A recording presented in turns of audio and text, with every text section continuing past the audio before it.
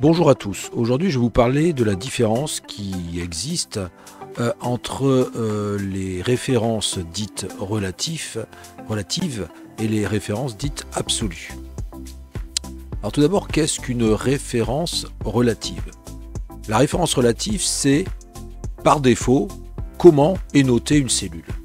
Par exemple, si je me mets ici en C7 et que je tape 24, vous voyez que si je clique sur C7 où je viens de saisir 24, on regarde ici en haut à gauche au niveau de la zone de nom et on voit qu'il est bien écrit C7.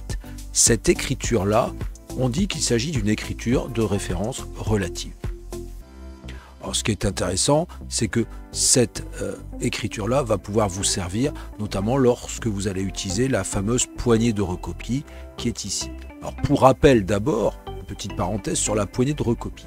Si je me mets sur cette poignée de recopie, c'est-à-dire ce petit carré minuscule que vous avez en bas à droite de la cellule, dès que je vais me mettre bien dessus, vous voyez que j'ai une petite croix noire qui apparaît. Et cela va me permettre, en déplaçant ma souris, en maintenant le bouton gauche, et dès que je vais lâcher, vous voyez, je recopie 24. Je peux également faire ça, je profite que tout est sélectionné, je me remets sur cette poignée de recopie et je tire en bas. Et vous voyez que j'ai recopié une multitude de fois le nombre 24. Alors maintenant, je vais vous montrer tout ce qu'on peut faire d'abord avec la poignée de recopie. Après, je reviendrai sur cette notion de référence relative. Retenez juste qu'une référence relative, ça s'écrit avec le numéro de la colonne suivi du numéro de ligne. Donc ici, c'est 7. Bon, là, je vous ai montré comment on faisait pour recopier une valeur avec la poignée de recopie. Si par exemple ici, j'écrivais du texte, par exemple Martinez, vous voyez que si je me mets sur la poignée de recopie et que je tire, on a effectivement Martinez qui est reproduit exactement comme le nombre 24. Voilà. Ensuite, petite chose qu'il faut savoir, c'est qu'il existe ce qu'on appelle des listes personnalisées. Alors, à quoi servent ces listes personnalisées? Eh bien, elles servent à s'abstenir de saisir des choses qui seraient longues éventuellement à saisir. Et surtout, ça va vous faciliter la saisie. Par exemple, si ici, toujours en C7, j'écris lundi. Eh bien, sur Excel, il existe une liste personnalisée qui va vous permettre, grâce à la poignée de recopie, eh bien, voyez, d'avoir automatiquement, en laissant le bouton gauche appuyé, automatiquement tous les jours de la semaine. Alors vous allez me dire, ouais, mais moi j'avais envie d'écrire que lundi, jusque la colonne I. Pas de problème, quand vous venez de le faire, immédiatement, vous avez ce petit menu qui se trouve à droite de votre poignée de recopie, et si vous le déroulez, vous voyez que pour l'instant, il est positionné sur incrémenter une série, c'est-à-dire qu'il fait lundi, mardi, mercredi jusqu'à dimanche. Mais si vous vouliez juste copier lundi, eh bien il fallait sélectionner la première option. Et vous voyez que j'ai bien que lundi qui s'affiche. Si je veux revenir à une incrémentation, je redéroule ici cette petite liste et je choisis incrémenter. Alors vous l'aurez deviné, si j'écris janvier, eh bien je vais pouvoir très facilement recopier l'ensemble des mois de l'année. Alors ce que je suis en train de vous montrer, bien évidemment, c'est horizontal, mais j'aurais très bien pu le faire verticalement. Vous voyez, je me mets ici sur lundi, je me mets sur la poignée de recopie et je tire. Vous voyez que j'ai bien ici les jours de la semaine qui s'affichent. Si je voulais faire la même chose avec les mois, je me mets sur une cellule, j'écris janvier, je me mets sur la poignée de recopie et je tire vers le bas et vous voyez que j'ai bien également ici une recopie de mes mois. Alors si je voulais avoir que le mois de janvier sur mes 12 lignes, eh bien je retrouve ici ce petit menu que je vais pouvoir dérouler et choisir juste copier les cellules. Et j'ai bien que des janvier. Alors, là je viens de vous faire une recopie d'un nombre et d'un texte. Il faut savoir qu'il y a des petites choses qu'il faut savoir ce qui est assez intéressant. Par exemple, si j'écris ici 0, puis dans la cellule à côté, 5.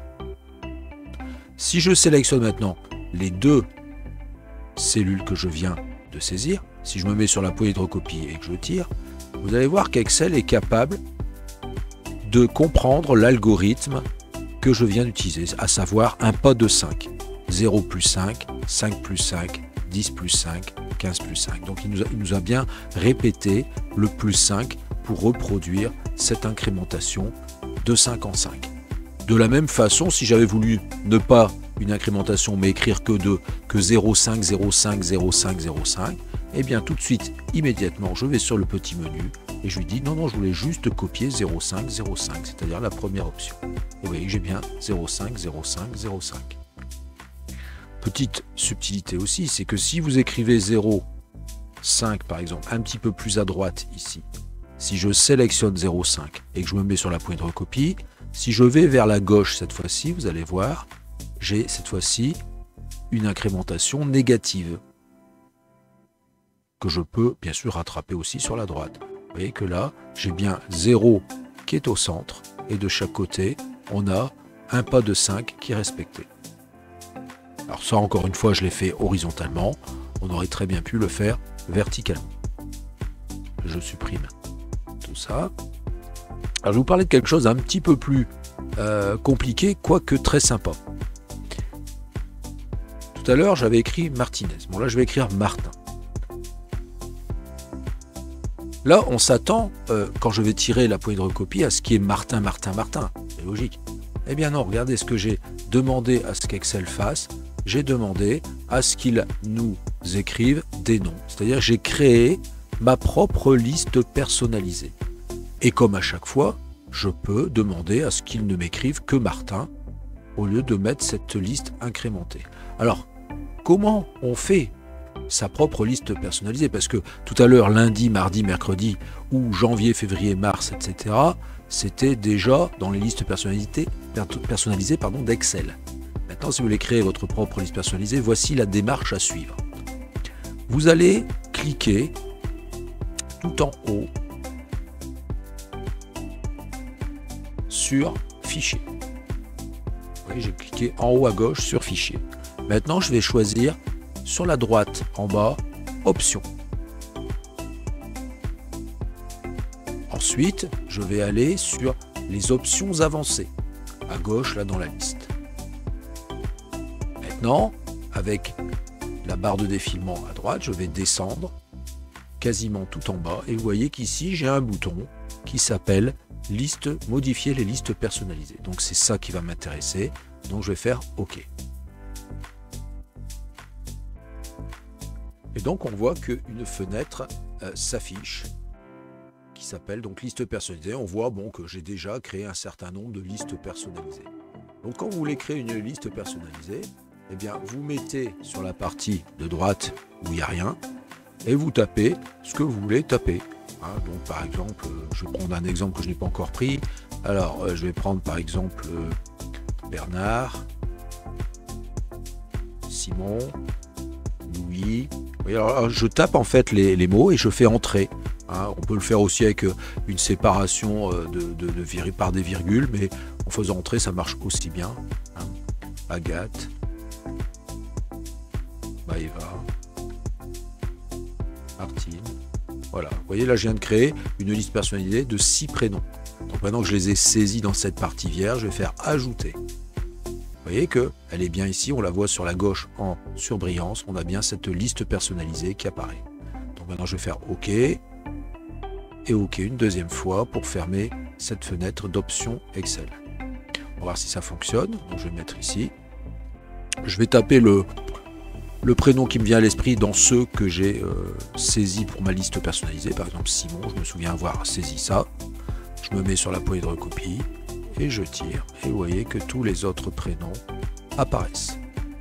Si j'allais un petit peu plus loin, il va reprendre le début de la liste. Hein. C'est une liste qui tourne en rond. Alors, bien évidemment, je vais m'arrêter à la 6e personne, mais vous voyez qu'ici, j'ai bien les 6 prénoms qui sont affichés grâce à la poignée de recopie.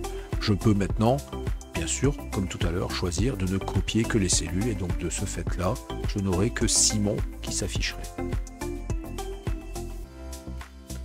Voilà. Bon, n'hésitez pas à utiliser cette option lorsque vous avez à faire des tableaux avec des listes qui sont assez redondantes. Et pour vous faciliter justement cette saisie, vous utilisez les listes personnalisées, c'est quand même très pratique. Alors pour supprimer les listes personnalisées, je vais le faire. Je vais vous montrer justement comment on fait un peu de ménage. Je vais aller sur Fichier, Options, donc Options avancées. Je descends tout en bas, Modifier listes personnalisées. Voilà. Je vais essayer de m'en garder quelques-unes. Celle-là, je la supprime.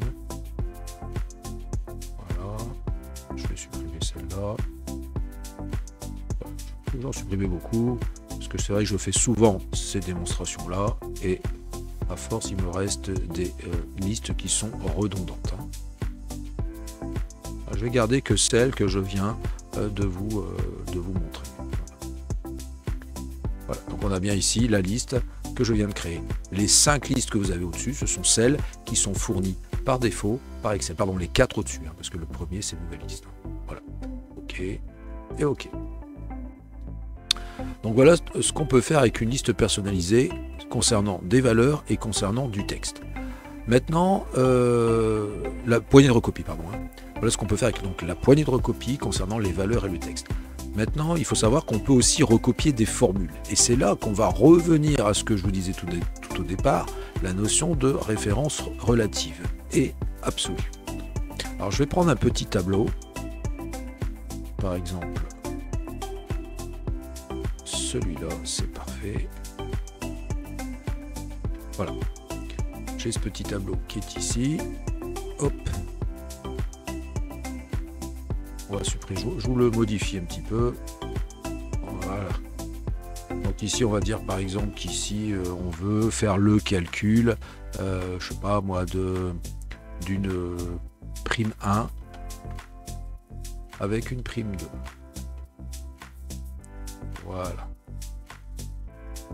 On va faire donc une petite mise en forme avec un petit total au bout. Voilà. On va sélectionner tout ça. Voilà. On va mettre une prime. Alors admettons, on va faire des primes de saisie. On va pas faire de calcul. On va faire par exemple 50, 100, 70, 80. Là, pour la prime 2, on va mettre 40, 51, 41, et voilà. OK. Vous voyez bien qu'ici, j'ai créé un petit tableau. On a bien ici une prime 1 et une prime 2. Donc j'ai envie ici de faire le total de la prime 1 avec la prime 2. Donc comme à chaque fois, quand on fait une formule, ça je vous l'avais dit dans un autre tuto, on commence par égal. Et on va cliquer sur la première cellule, E7, plus, opérateur plus fait au clavier, et je clique sur la deuxième, c'est-à-dire E7 plus F7. Vous voyez que l'écriture ici, c'est bien ce qu'on appelle des références relatives, c'est-à-dire le numéro de la colonne et le numéro de la ligne. Je vais valider cette formule. Et là, pour les 3 autres lignes, je n'ai pas besoin de refaire la formule. Je me mets sur la première formule et je vais utiliser la poignée de recopie. Alors je peux tirer comme je suis en train de le faire et je lâche. Et vous voyez que Excel, je vais faire un double clic sur la deuxième valeur, et qui nous a bien adapté en fonction de la ligne. C'est grâce aux références relatives que Excel peut justement adapter les formules. Et regardez ici, hop, E9 plus F9 pour la troisième ligne. Là, on a bien E10 plus F10 pour la quatrième ligne. Alors une autre façon de faire une recopie, parce que bon là c'était un petit tableau, ça ne posait pas de problème de cliquer sur la première ligne et puis de maintenir le bouton gauche appuyé, de le dérouler ici jusqu'au bout. Mais quand vous avez des grands tableaux avec des centaines de lignes, eh bien c'est bien plus pratique de se mettre sur la poignée de recopier, de faire un double clic dessus et automatiquement il n'y a pas besoin de laisser le bouton gauche appuyé sur toutes les lignes du tableau.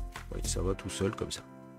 Donc voilà, là je viens de vous montrer comment on fait une recopie de formule, mais attention, il y a des pièges. On va imaginer maintenant que tout le monde, ici, a la même prime pour la prime 1 et la même prime pour la prime 2. Voilà.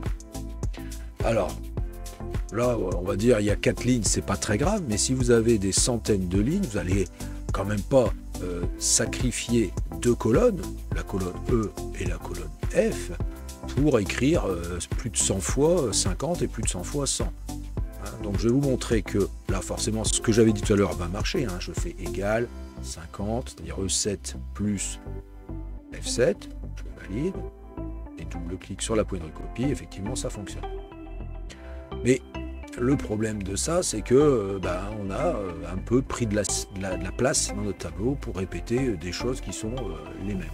Alors l'idée est la suivante, c'est que je vais mettre ici, par exemple, ici je vais mettre prime 1, c'est juste une étiquette, hein.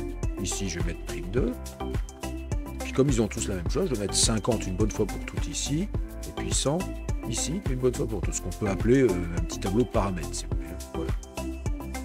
Hop. Alors, du coup, j'ai plus besoin de ces deux colonnes. Donc, je les supprime. Je sélectionne EF, clic droit sur l'une des deux, supprime. Alors, là, forcément, comme j'ai supprimé 2 colonnes auxquelles faisait référence mon calcul, il me met un message d'erreur de référence. Donc là, je vais supprimer ça parce que du coup, ça ne marche plus. Voilà. Alors, l'idée, c'est quoi? C'est de me mettre sur la première cellule, de faire égal. Je clique sur la première prime, c'est-à-dire D12, plus D13, la deuxième prime. Là, donc le premier résultat est bon.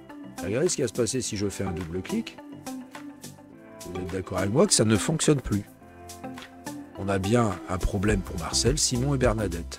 On voit bien que Marcel, il n'a que 100 € alors qu'il aurait dû avoir 150. On voit bien que Simon a 0 alors qu'il aurait dû également avoir 150. Et on voit que Bernadette, elle a 0, elle aurait dû avoir 150. Alors, quel est le problème? Le problème, c'est que comme ici, dans la première formule qu'on a recopiée, on est en référence relative, eh bien, Excel essaie d'adapter cette formule en fonction du déplacement qu'on fait. Donc D12, si vous voulez, va devenir D13, et D13 va devenir D14 sur la ligne suivante. Regardez, je vous montre. Vous voyez? Alors, vous êtes d'accord que D13 plus D14, ça fait D13 effectivement 100, et rien, puisqu'il y a du vide derrière. C'est pour ça qu'on a un résultat de 100. Ici, il nous a transformé ça en D14 plus D15. C'est pour ça qu'on a du vide, on le voit bien en D14 et D15. Et ici, D15 et D16, il y a du vide. Donc, comment on va réparer ça? Eh bien, c'est tout simple. Nous, ce qu'on va demander à Excel, c'est de ne pas bouger D12 et D13. On veut que D12 et D13 ne changent pas. On veut que ce soit toujours D12 et D13. Donc qu'est-ce qu'on va faire? On va tout passer en référence absolue. C'est-à-dire qu'on va quitter le champ des références relatives, ce qu'on avait utilisé jusqu'à présent dans nos formules, et on va passer en référence absolue. Alors comment on fait pour passer en référence relative? Il y a plusieurs façons de faire. Soit vous le faites, on va dire, manuellement. C'est-à-dire que pour être sûr que ça fonctionne, vous mettez $1 devant le numéro de la colonne, puis $1 devant le numéro de la ligne, ce que je vais faire également sur l'autre cellule, D et D13. Voilà. Vous voyez, là j'ai écrit ça comme ça avec $1 devant le numéro de la colonne et le numéro de la ligne pour chacune des deux cellules. Et vous allez voir que là, en faisant ça, Excel va comprendre que c'est figé. Donc si je fais un double clic sur la poignée de recopie, on a bien un bon calcul qui se fait. Alors une autre façon plus simple, c'est... Je vais essayer d'annuler ça. Donc la façon la plus simple, c'est que quand vous êtes en référence relative, vous sélectionnez votre formule et vous appuyez sur la touche F4 de votre clavier.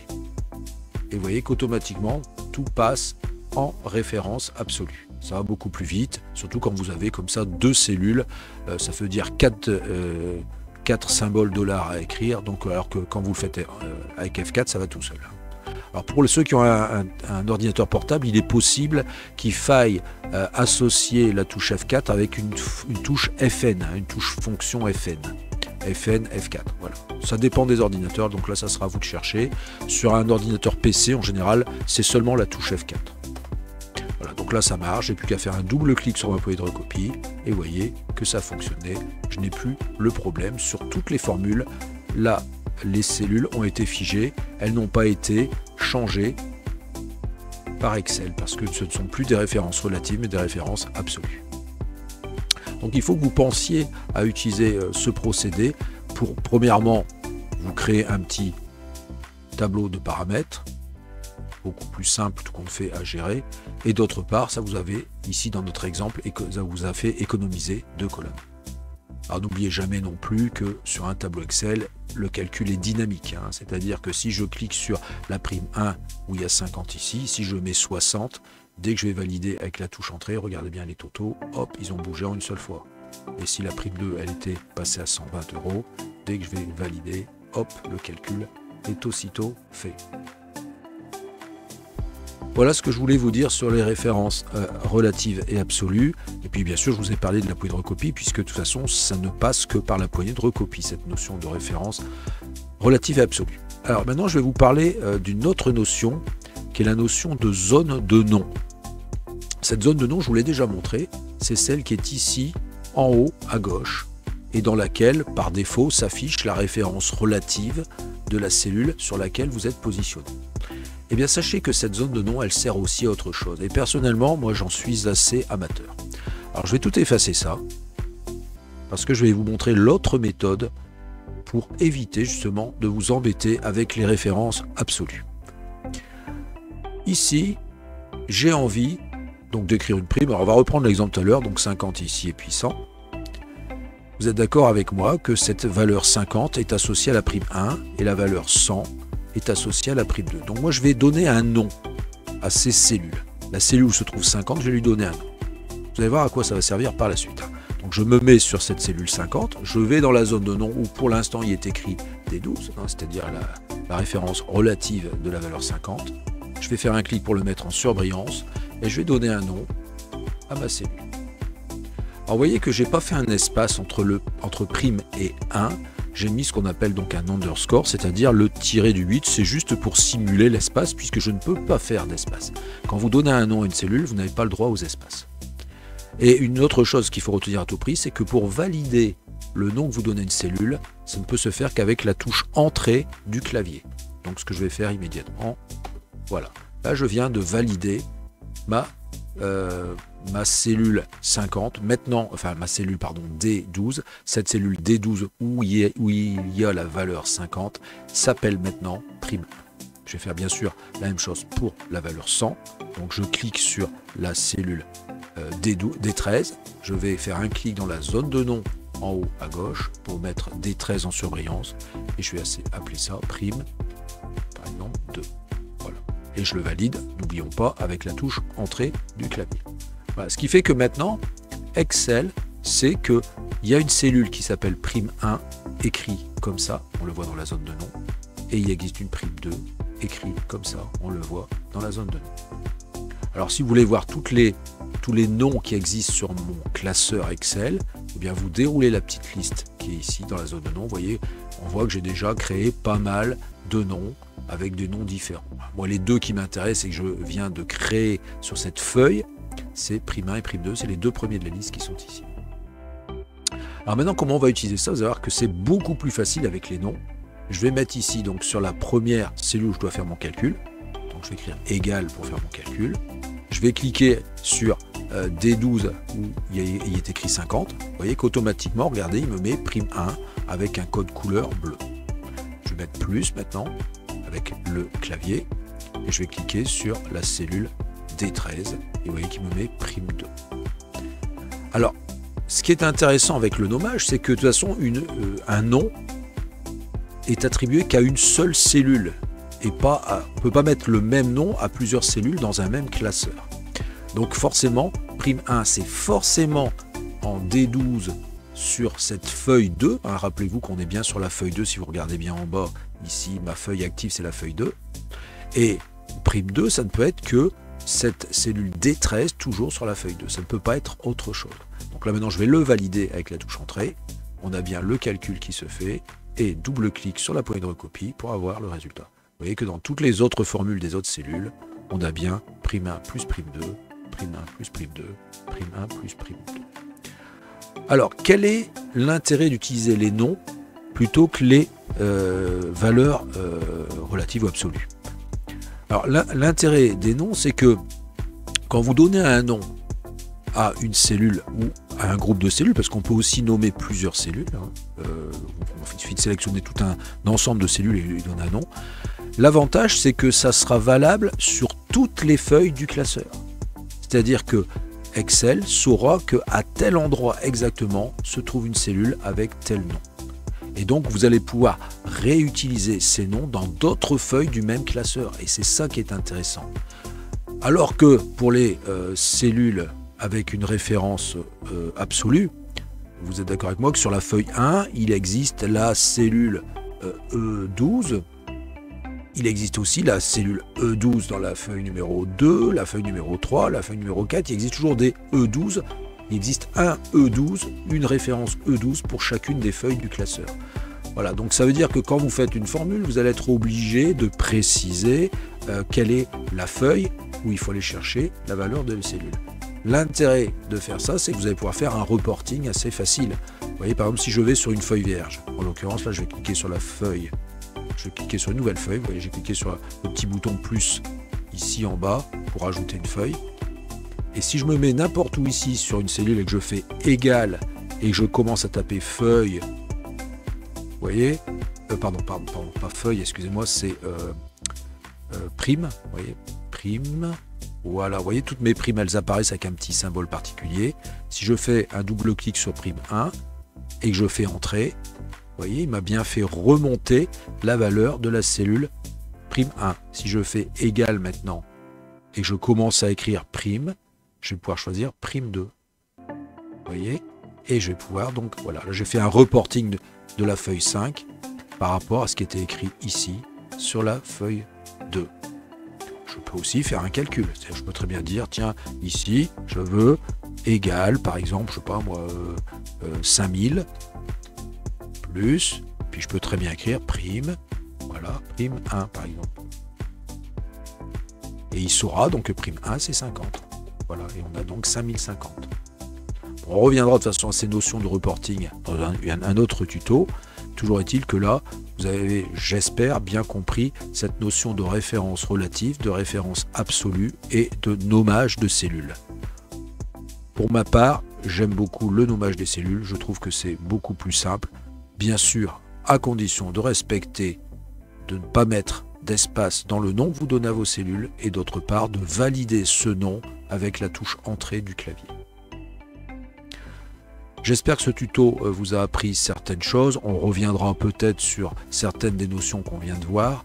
En attendant, je vous dis bon courage et merci de suivre mes tutos. À très bientôt. Au revoir.